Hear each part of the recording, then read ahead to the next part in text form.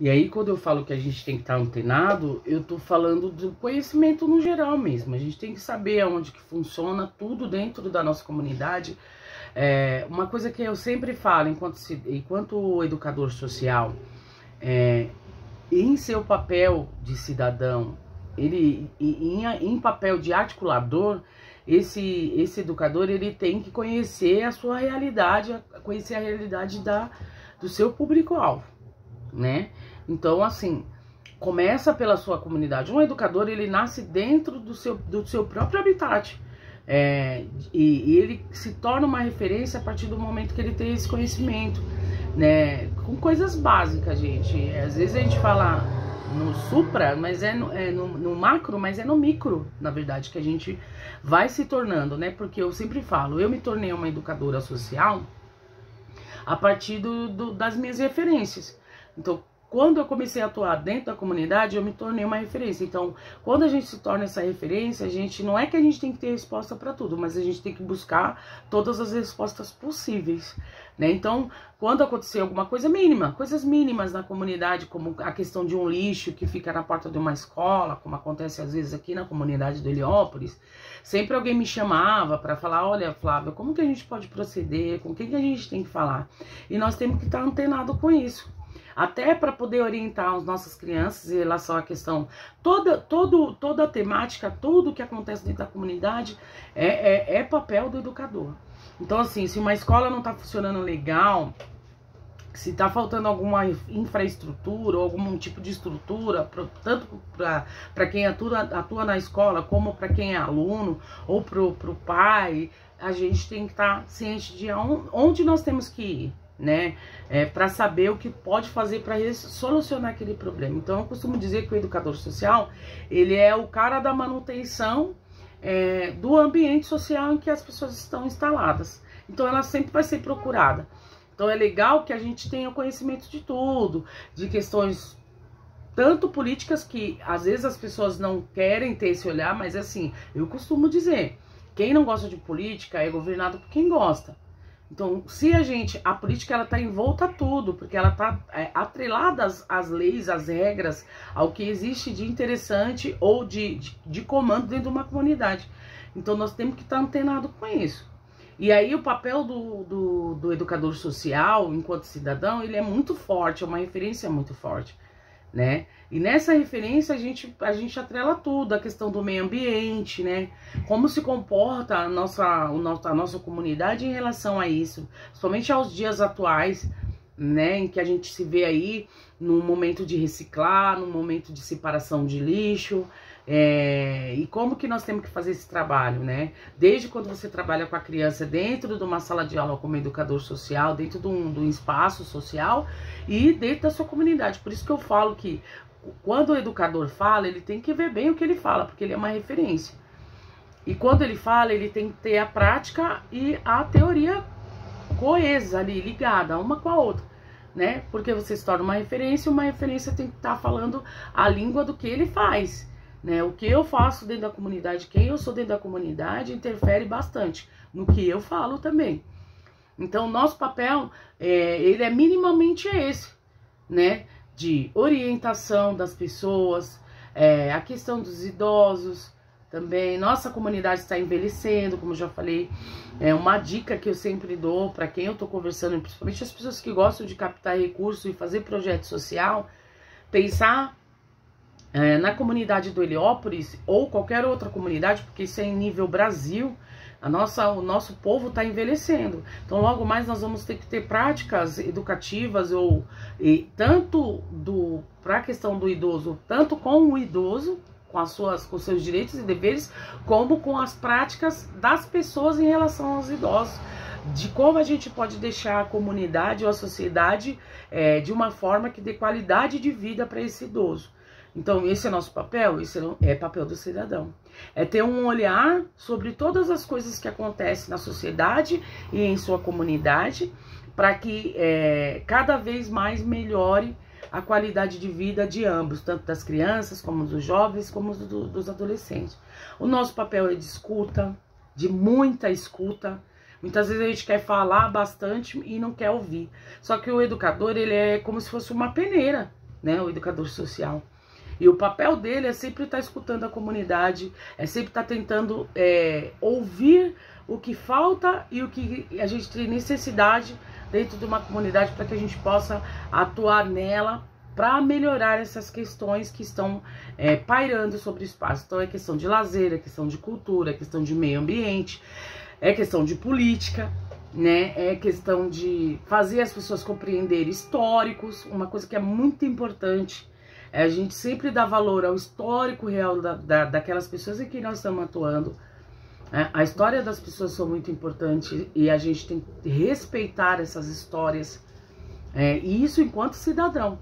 E também quando a gente estiver trabalhando, puxar a criança dentro do histórico dela de realidade para que ela possa conhecer como foi que surgiu a nossa comunidade, ele esteja pertencente a isso. A todas as temáticas que são transversais e que são importantes para o desenvolvimento do ser humano e para que ele tenha qualidade de vida e reflexão sobre aquilo que ele está fazendo, sobre as atitudes que ele está tomando. Então, esse papel também é muito importante. O que eu recomendo sempre é que, antes, se for num projeto social, antes que você faça tudo, pode ser de música, de arte, pode ser de moda, projeto, mas antes de você fazer tudo, é legal você fazer uma pesquisa de identidade com essa sua turminha ou com esse seu pessoal que você está trabalhando, para que você possa conhecer as suas origens, a história e a realidade daquele povo, para que a gente possa fazer com que eles se pertençam àquela história, né? Para que eles deem valor à sua própria história e a partir da sua história construir alguns legados, colocar alguns projetos e algumas ações em prática. Porque às vezes a pessoa está participando de um projeto, mas ela não tem ciência de como se originou aquilo, de qual é o papel daquele projeto na vida dela e de qual é o papel dela própria dentro da sociedade a partir daquele projeto.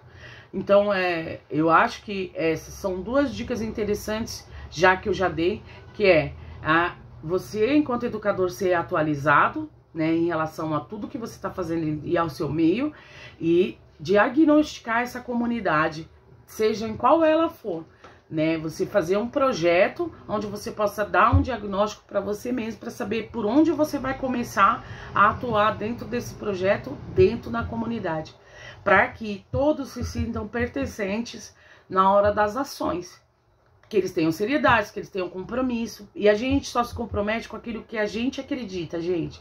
Então, nós temos que fazer uma coisa que eu aprendi muito num curso do IPAM, da Caixa Econômica, que eu fiz, quando eu tava no Se Liga Galera, que é assim, cidadania são as pessoas agirem em torno de um objetivo comum a todos, para a melhora da qualidade de vida do ambiente, do espaço, da sociedade, da sua casa. Então, quando as pessoas estão engajadas com um objetivo que seja interessante para todos, essa coisa de compromisso acontece naturalmente, que aí seria o pertencimento. Então, hoje mesmo eu queria falar mesmo sobre isso, sobre o papel do cidadão e o papel do educador para que esse cidadão desperte para o que ele tem de dever, sim, mas de direito, sim, mas o que ele tem de dever também. Né? Porque muitas vezes se fala só de direito e aí a gente fica que nem aqueles meninos mimados, né? Só quer saber do direito. Mas nós também temos um papel fundamental no nosso dever. Dever de ter a nossa comunidade com qualidade de vida, limpa, organizada, ser honesto, né, com o vizinho, honesto na escola, participativo, né? Por isso que existem, no poder público tem um orçamento participativo. O orçamento participativo nada mais é a participação da sociedade e dos poderes para discutir o que se vai fazer com um determinado valor, verba, para a sociedade ou para a comunidade, né? A mesma coisa deve acontecer na família, né?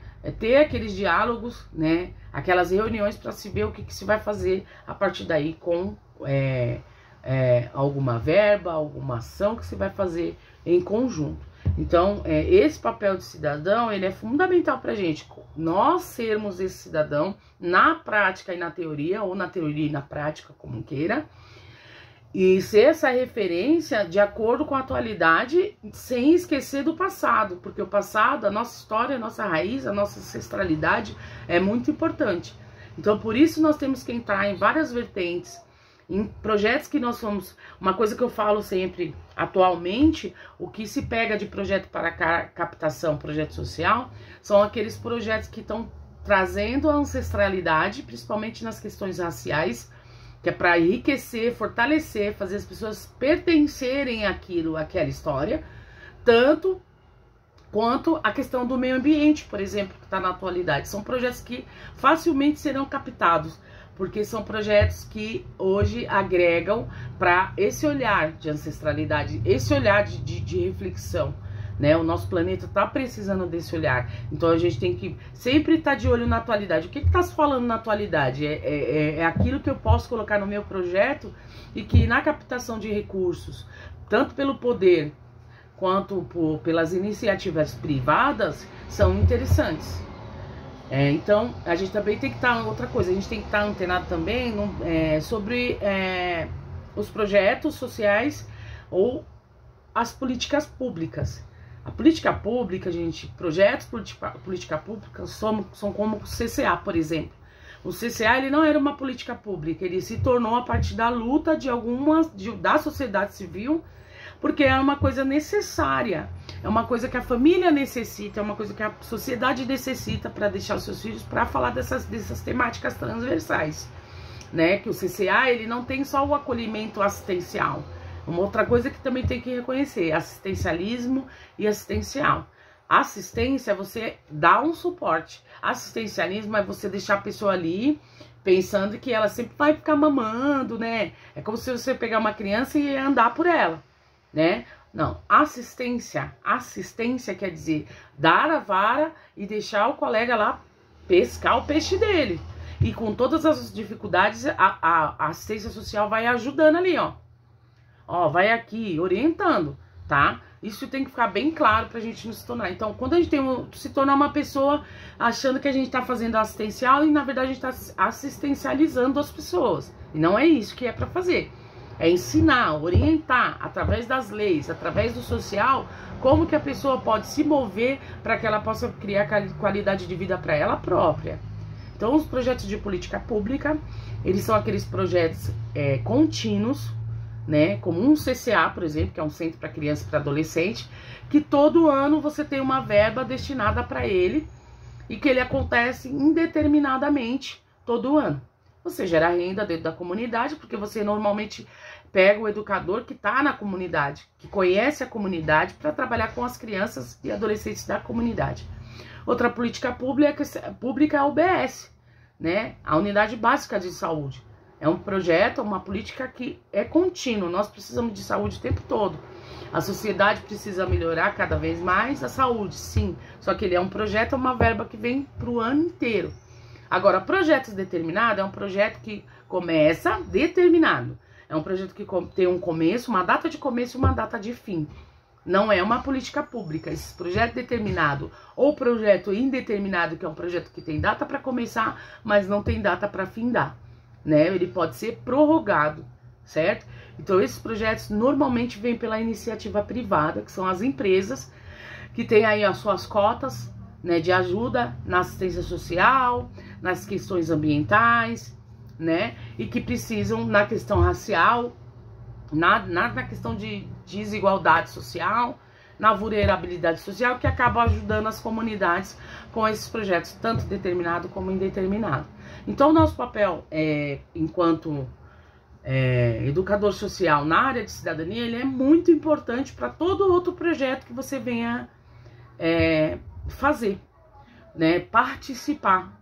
Então, antes de tudo, temos que ter esse diagnóstico, né, fazer, nem que seja um questionáriozinho, você pode fazer tanto com a comunidade, com as famílias, com as crianças, com os adolescentes, que aí, a partir desse diagnóstico é que você vai começar a iniciar o seu trabalho. Por quê? Porque depois que você tiver um diagnóstico, né, uma avaliação sobre esse diagnóstico, você vai compreender o que a sua comunidade quer, o que ela pensa sobre tudo.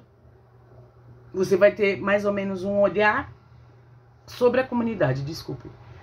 Então, o diagnóstico é importante e o educador estar atualizado é importante. Agora, a nossa atuação é sobre esse olhar do que eu falei. Nós não somos assistencialistas, né? Nós damos assistência. Procurem no dicionário depois qual é a diferença dessas palavras: assistencialismo e assistência.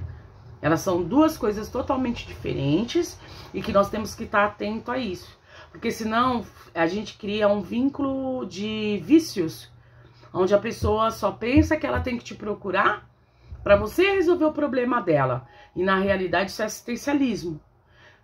E quando a gente dá uma assistência, já diz assistir, a assistência de você orientar os caminhos que a pessoa tem que percorrer, porque cada pessoa tem que procurar a sua qualidade de vida, a gente está em torno de um objetivo comum, a gente quer uma melhora na nossa comunidade, a gente quer qualidade de vida, queremos, mas cada um tem que fazer sua parte, cada um tem que participar enquanto cidadão, tanto no conhecimento das leis, no conhecimento de como o poder, os três poderes atuam, no conhecimento da nossa história enquanto pessoa, que é pra gente pertencer, e no conhecimento daquilo que a gente tem como realidade do nosso espaço e que precisa mudar. Nós, educadores sociais, diante da cidadania, nós somos aquela pessoa que estimula, né, que vai lá e dá aquela força para a pessoa continuar. Nós estamos do lado? Estamos, mas nós não vamos fazer por ela, nós vamos ajudar a fazer, né? Porque senão a gente vira um assistencialismo e as pessoas ficam num vício que ninguém sai do lugar e ninguém faz nada, tá bom? Então hoje, na verdade, eu queria falar mais sobre isso. O restante em relação à cidadania, o que é legal? É o que eu já falei, pesquisar, compreender, trabalhar aquilo que você vai trabalhar com as crianças, ter as experiências antes. Outra coisa que é interessante são as dinâmicas de grupo, gente. Verdade, esqueci disso. Muita dinâmica de grupo, porque dentro das dinâmicas a gente coloca situações, problemas, que era o que eu ia fazer com o tribunal. E aí, infelizmente, não deu. Mas as dinâmicas em grupo, fazer com que as pessoas discutam os seus espaços, começando por ele, né, do que você faria em relação a alguma coisa, quais são os problemas que existem na minha comunidade, pegar esses problemas, essas situações, problemas, e discutir com as nossas próprias crianças, com os nossos jovens, com os nossos adultos, e abrir o horizonte deles em relação a isso, e deixar que, ficticiamente, eles resolvam esses problemas. Quais os problemas nós temos? São diagnósticos isso. O nosso papel enquanto educador social é criar esses diagnósticos, que eles são muito importantes na hora de criar um projeto ou na hora até de avaliar um projeto para saber se ele está dando resultado dentro da nossa comunidade. Então, assim, quando na prática nós estivermos com os nossos jovens, nossos adolescentes, nossos usuários, como é dito na assistência social, nós temos que diagnosticar também, fazer essas situações, problemas, e deixar as crianças resolverem, por exemplo, como que eles querem que sejam, como que eles acham que tem que ser uma qualidade de vida dentro da comunidade. Eles vão dar N números, assim, coisas que você pode fazer que ajuda você já a criar as próximas aulas, as próximas atividades com eles. Como, por exemplo, criar um parque. Aqui tem muita árvore, aqui tem muito parque. As crianças vão dizer qual o problema. Aqui não tem área de lazer pra gente brincar. Se observa, a gente tem os céus, mas em Heliópolis a gente já não tem mais área de lazer. A gente já não tem mais árvores. Como resolver esses problemas? Onde você cai nas áreas transversais de trabalho, que é onde você vai para temática trabalhar com as crianças, né? No meio em que a gente vive, o que está faltando?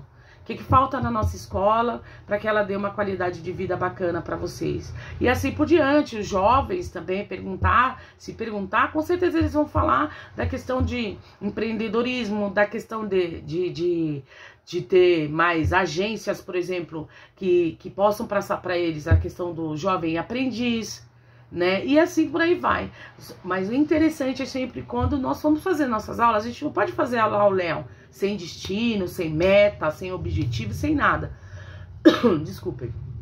A gente tem que ter um objetivo para aquela aula e um resultado sobre aquela aula. Então, normalmente, quando a gente faz a nossa atividade, a gente está fazendo um diagnóstico. A partir daquilo é o que eu vou fazer para frente as minhas ações, como que nós vamos pensar as nossas ações do nosso projeto dentro da nossa comunidade, como ele vai impactar também, né? Que é o resultado. Então, a partir dessas situações, problemas, a gente procura com os próprios moradores, com as crianças, com as pessoas que estão dentro da comunidade, como nós vamos fazer o resultado disso, como nós vamos ter resultado dessas nossas ações. De que maneira nós podemos fazer, quais são as estratégias que nós vamos fazer para transformar. Mas não esquecer que antes de tudo que você vai fazer do diagnóstico, você precisa diagnosticar o seu próprio grupo, para saber em que pé que você tem aquele grupo, se aquele grupo está informado sobre a comunidade, se aquele grupo está pertencendo àquilo, se ele conhece de fato quais são as dificuldades da sua comunidade e o que ele quer de fato também. Porque a gente não pode fazer nada que a pessoa não queira, que um aluno não queira. Nós temos que dar subsídio para que eles tenham pertencimento da importância dos seus direitos e deveres dentro da comunidade, dentro da família, dentro da sociedade. Tá certo? Então, para não me prolongar, era isso. Queria dizer que foi maravilhoso fazer esse curso com vocês. Eu estou muito feliz. Espero que eu tenha contribuído com vocês um pouco sobre essas reflexões que eu fiz aqui com vocês. E espero também estar no dia da entrega do certificado. Eu estarei com certeza lá. Foi muito gostoso. Muito obrigado por eu poder participar. Foi uma experiência bacana. Queria ter tido o tempo de estar presente, mas infelizmente não deu. Mas com certeza vamos ter outras atividades para fazer junto, outras ações, e com certeza eu estarei junto. E lembrar, o educador ele não é uma ilha, tá bom? Assim como ninguém é. Então uma coisa que eu sempre falo, ninguém é uma ilha, ninguém vive sozinho. Todos nós precisamos de alguém, né? E o educador, ele tem esse olhar, né? Ninguém é uma ilha, ninguém vive sozinho. Todos precisamos de alguém para qualquer coisa que a gente venha fazer. E é nesse todo que o educador é fundamental, né?